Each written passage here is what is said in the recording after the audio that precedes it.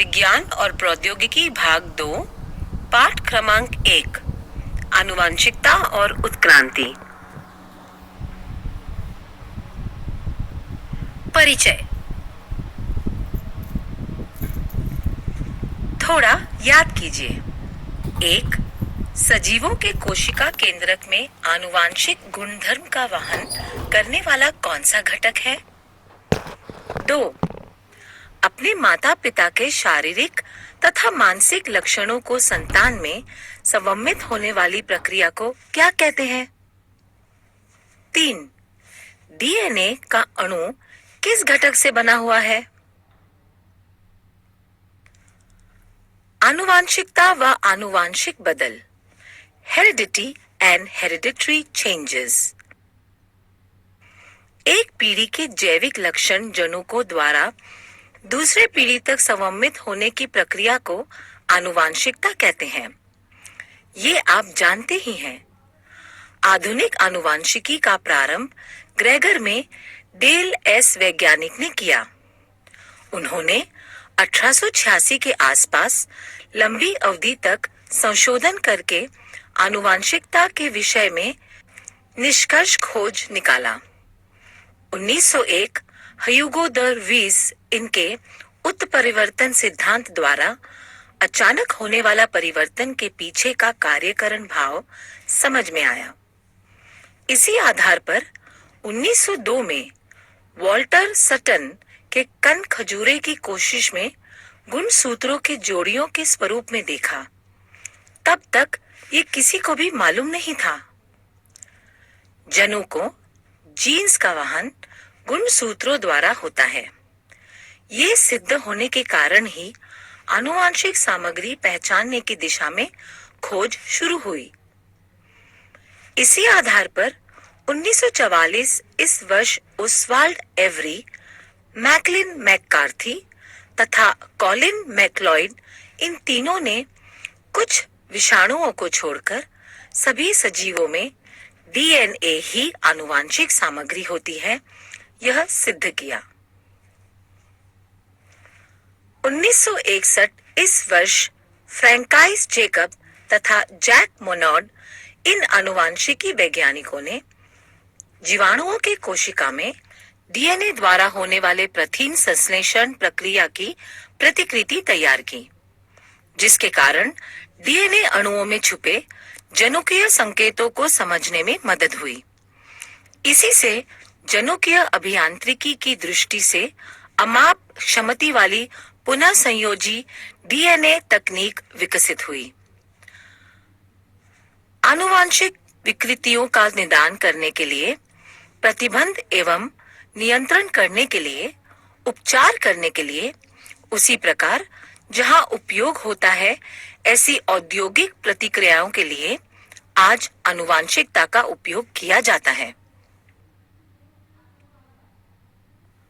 प्रतिलेखन, भाषांतरण तथा स्थानांतरण, ट्रांसक्रिप्शन, ट्रांसलेशन एंड ट्रांसलोकेशन। बताइए तो। 1. डीएनए एवं आरएनए के प्रकारों की आकृतियां बनाकर उनकी जानकारी बताइए। 2.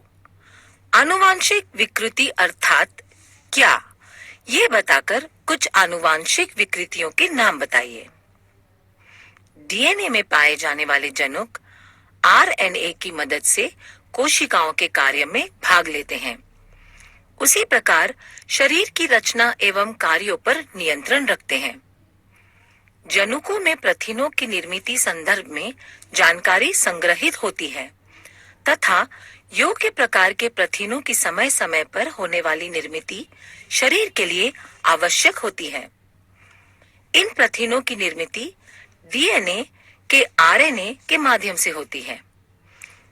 इसे ही सेंट्रल डॉग्मा कहते हैं। डीएनए के 2 धागों में से एक का उपयोग इस कार्य के लिए होता है। निर्मित होने वाले एमआरएनए अणु में तथा वह निर्मित करने के लिए उपयोग में लाया गया डीएनए का धागा इन दोनों में न्यूक्लियोटाइड्स का क्रम एक दूसरे के पूरक होता है। साथ ही डीएनए के थाइमिन के स्थान पर एमआरएनए में यूरैसिल होता है। आरएनए निर्मित करने की इसी प्रक्रिया को प्रतिलेखन, ट्रांसक्रिप्शन कहते हैं।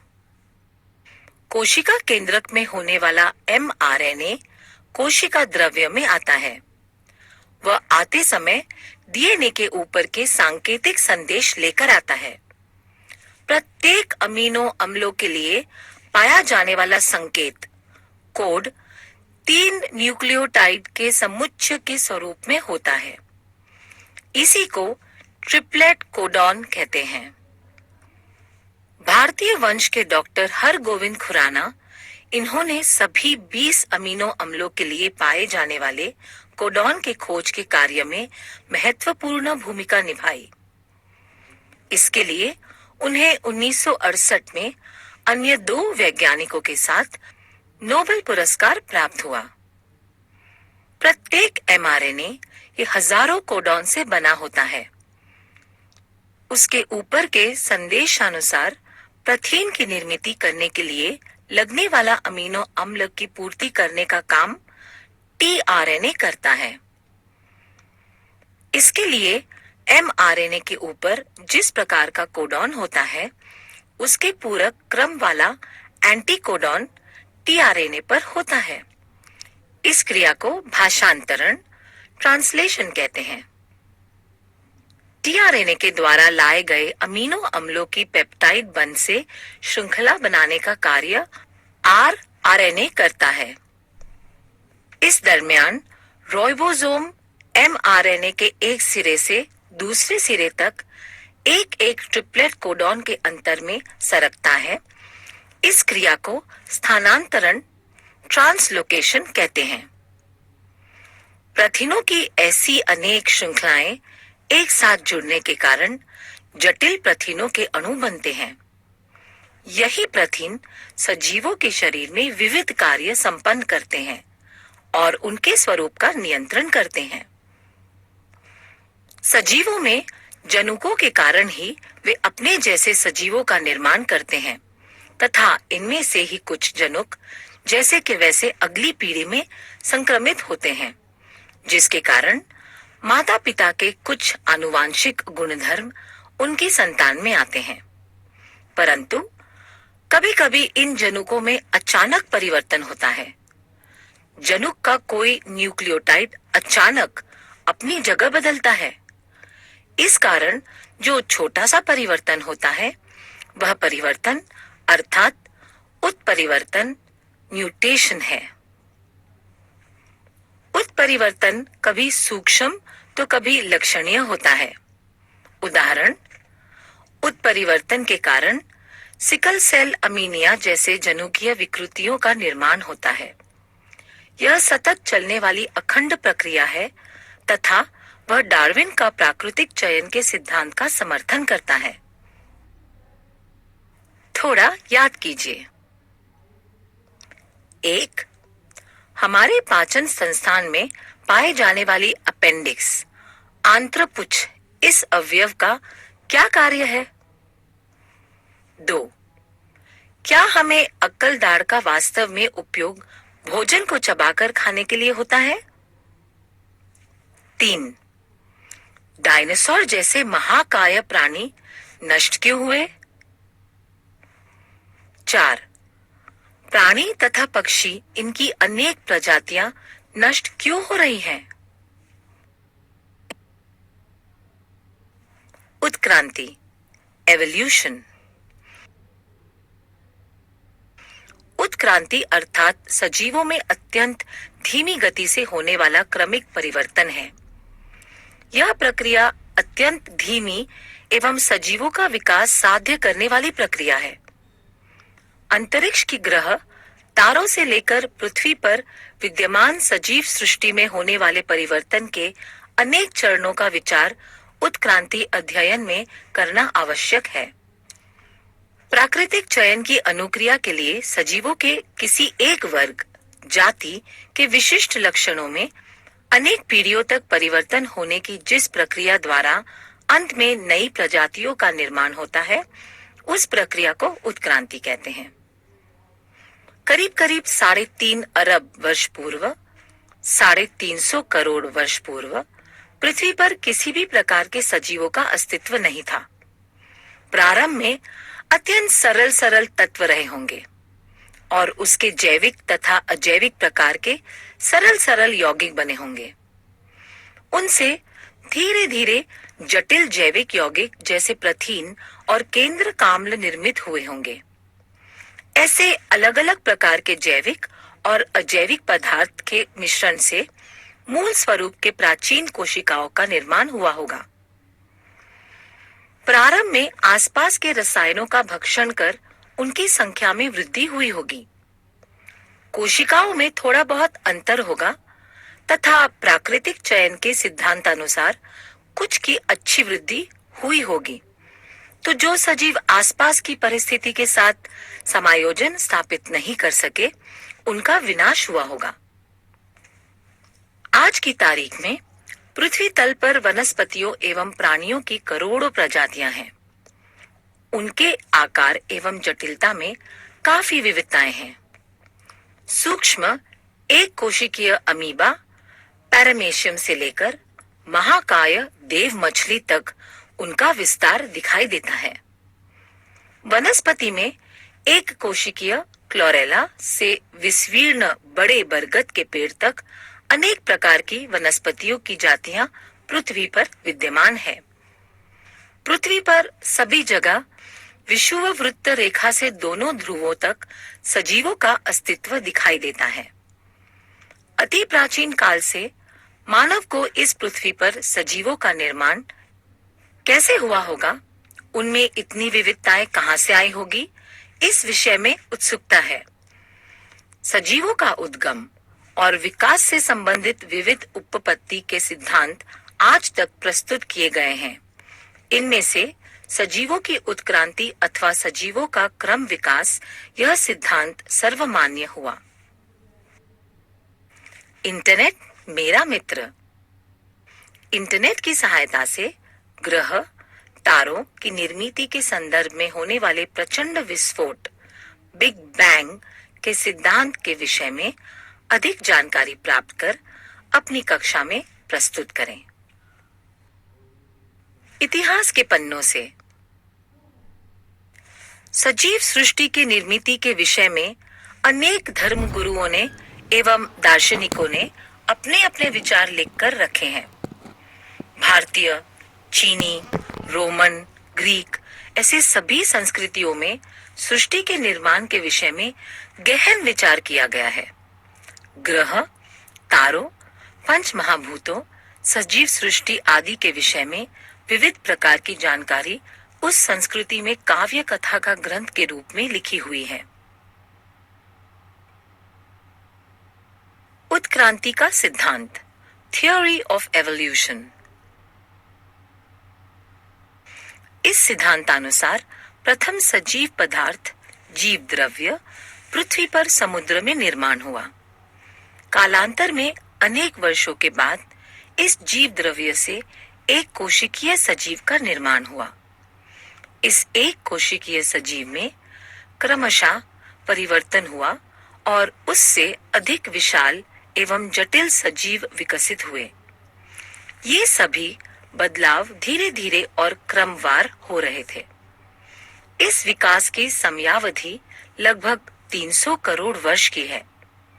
सजीवों में बदलाव तथा विकास यह सर्वव्यापी और सभी अंगों में होता गया तथा इसी से अनेक प्रकार के सजीव अस्तित्व में आए।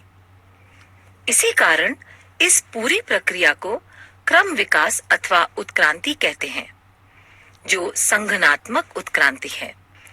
भिन्न रचना तथा कार्य वाले पूर्वजों से वनस्पति तथा प्राणियों का प्रगतिशील विकास ही उत्क्रांति है।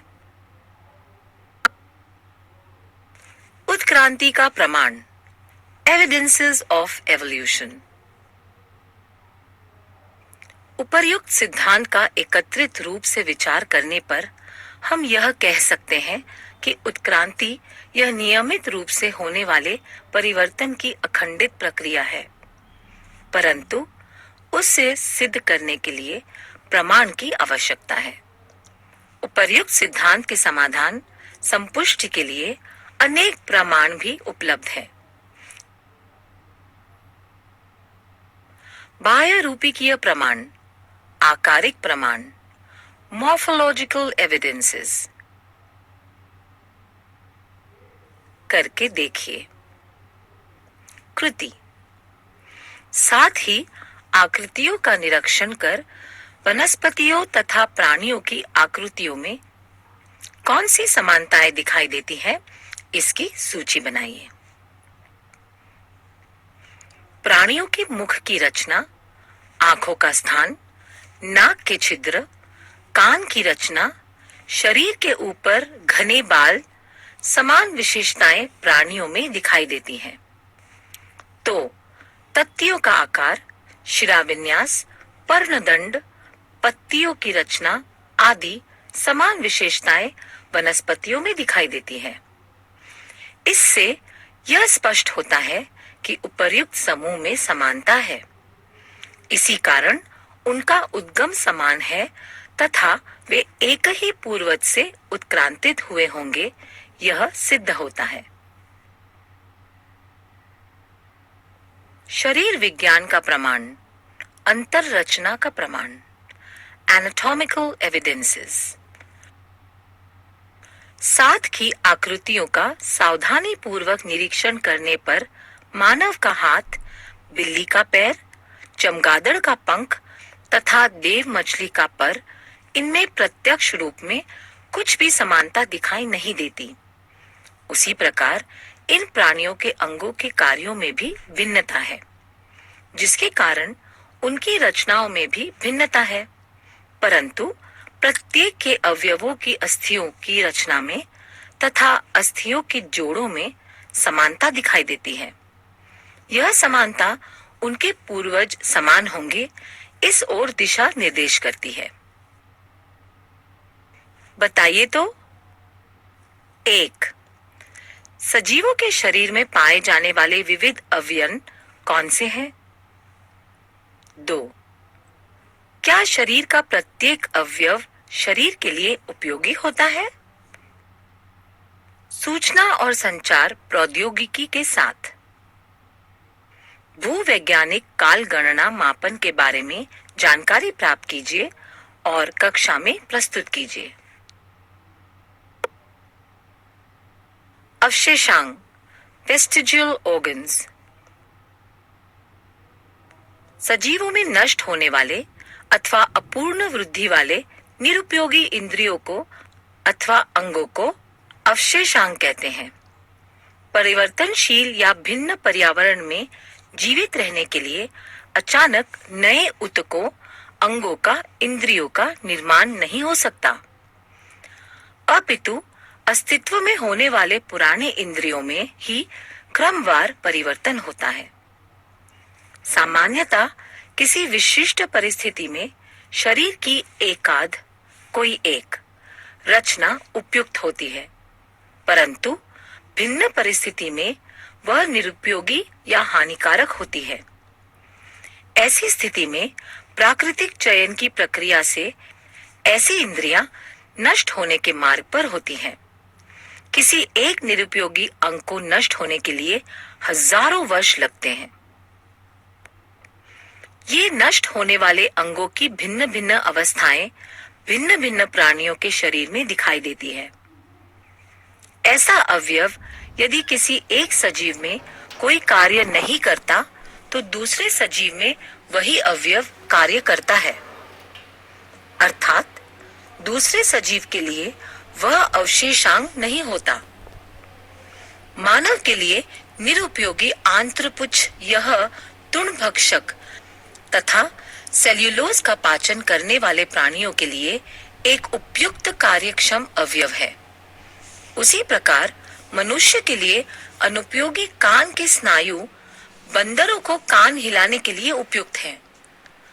मेरुदंड की अंतिम 4